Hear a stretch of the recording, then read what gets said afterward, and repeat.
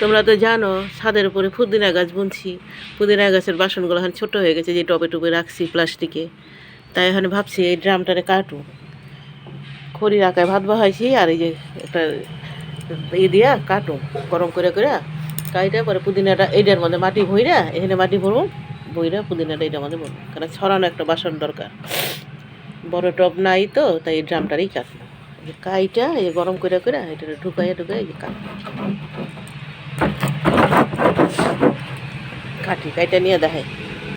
এই দেখো অনেকটাই কাইটা হলাইছি, আর অল্প হলেই হইল। কিন্তু এটা ধরার জায়গাটা ঠিক নাই না, পেপার দিয়ে ঠিক মতো ধরতে পারি না, হাতের থেকে খালি স্লিপ করে যায়, স্যার গরমও হয়ে যায়। আর অল্প হলেই হয়ে যাবে।